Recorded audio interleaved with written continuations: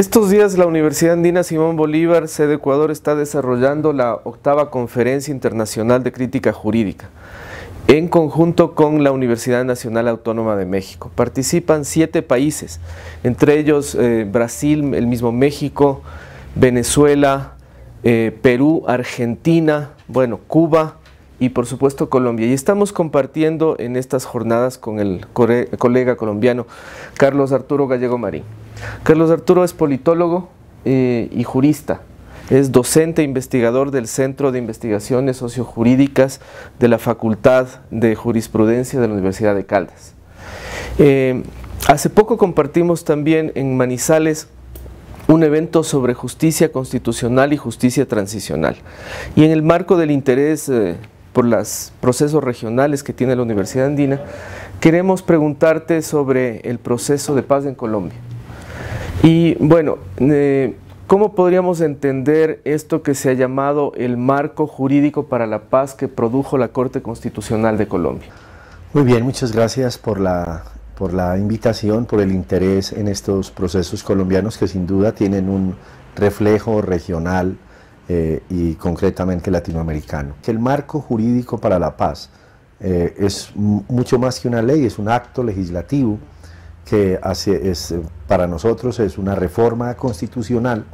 que se llevó a cabo en el año 2012 por el Congreso de la República y que por ser reforma constitucional y por mandato de la Constitución colombiana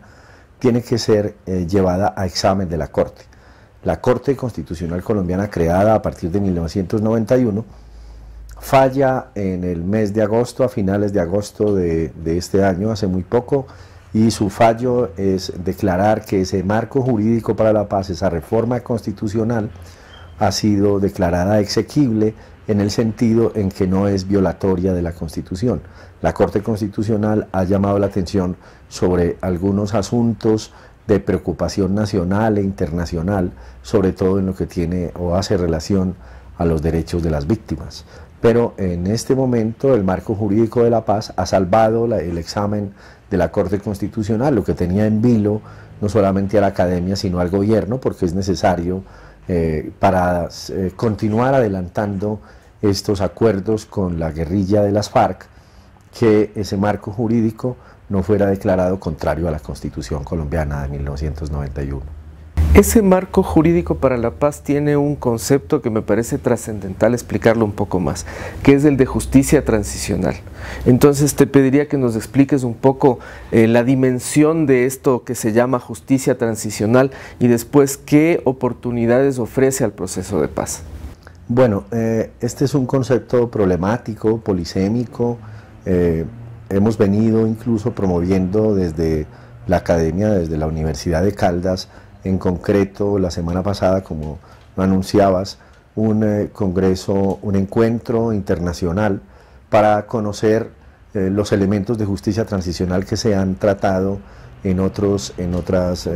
contextos, como el mismo Perú, Argentina, Brasil, en algunos otros países. El concepto es polémico, pero diríamos, arriesgando la reducción del mismo concepto, que se trata de un conjunto de normas y preceptos, diríamos, principios que puedan conducir a ponerle fin a un estado de cosas inconstitucional a la manera de la Corte Constitucional, pero es un estado de cosas de conflicto armado para construir un proceso de paz que pueda profundizar un poco nuestra democracia y llevarla a proporcionar al país, al gobierno y a nuestras relaciones con los vecinos elementos de armonía política y de crecimiento económico. ¿Qué aspectos, digamos, se podrían identificar como críticos en este proceso posible de justicia, de transición y del rol de una justicia transicional? Por ejemplo, castigar o no a los líderes de los actores en conflicto y cómo hacerlo. Cuando hablamos en Colombia de justicia transicional, tendríamos que remontarnos a una legislación que se ha denominado la 975 del año 2005 y es una legislación denominada también Ley de Justicia y Paz, que hace tránsito o comienza allí indiscriminadamente a usarse la expresión justicia transicional, y es precisamente el marco jurídico y político necesario para desactivar, entre comillas, desactivar la enorme, la muy fuerte presencia de grupos paramilitares al margen de la ley de los años, precisamente de los 2 mandatos del expresidente Álvaro Uribe Vélez. Cuando comienza el segundo mandato en el año 2005, el Congreso expide la ley 975 y comienza a hablarse de la ley de justicia y paz, de justicia transicional, en el sentido de proporcionar a estos jefes paramilitares y a los grupos paramilitares un tránsito de un estado de conflicto armado a un estado de democracia y de paz. Este es un antecedente que no podríamos decir exitoso en Colombia, porque... Este proceso con los paramilitares. Este proceso con los paramilitares, porque indudablemente se habla en las dimensiones internacionales de al menos 3 componentes, tal vez 4, de la justicia constitucional que la constituyen, que son su esencia, que la componen. Si falta uno de ellos no podríamos hablar en sentido estricto de justicia transicional, y ellos son precisamente verdad, reparación, garantía de no repetición y derechos de las víctimas. Uno de los elementos que más preocupa hoy en Colombia a las organizaciones de derechos humanos, a las organizaciones de abogados, incluso a la misma academia, es precisamente el asunto de los derechos de las víctimas. Primero porque con este antecedente no grato para Colombia, el tema central de verdad quedó inconcluso, quedó incompleto. La garantía de no repetición también, porque se han cometido después de 2005, hemos asistido infortunadamente a masacres, y aunque el trabajo del Poder Judicial, concretamente de la Corte Suprema de Justicia, de los jueces de paz que se crearon con esa ley 975, ha sido muy arduo, de cualquier modo el antecedente no es muy bueno. Y entonces para entrar un poco, para construir un poco su pregunta, la respuesta a su pregunta, diríamos que la gran preocupación ahora es, primero, el tema de la reparación, que la reparación no solamente hace referencia a lo económico, que también hay una reparación simbólica, cómo juega el asunto de los símbolos allí y del perdón, que es un elemento fundamental porque transversa todo lo que tiene que ver primero con el dolor de las víctimas, de todos sus familiares, con la afectación que ha tenido esa victimización. Se habla, por ejemplo, de cómo hay personas que en este momento tendrían que ser juzgadas como victimarios, pero que al mismo tiempo han sido víctimas. Y ahí tenemos una complejidad por resolver. El otro asunto es precisamente el de la reparación, porque también se podría entender la reparación con que hubiese una presencia muy fuerte del derecho penal. Pero la discusión que se plantea es que cuando hablamos de justicia transicional no estamos hablando propiamente de un conjunto normativo penal sancionatorio, sino de un conjunto de elementos mucho más integral, mucho más complejo, que pueda facilitar el tránsito de un estado a otro. Y hablábamos en estas jornadas de lo que es la paz negativa, que es esta desactivación, si se puede decir, del conflicto armado como tal. Pero queda por construir la paz positiva, que es esas condiciones, ¿no es cierto?, estructurales, sociales, que van a permitir mantener y llegar a una paz que signifique bienestar. ¿Cómo se ve eso? Y ahí la pregunta final también, ¿qué repercusiones tendría este proceso a nivel regional de los países andinos? Realmente el asunto allí es muy complejo por varias razones. La primera, porque sin duda hay una problemática en algunos puntos que se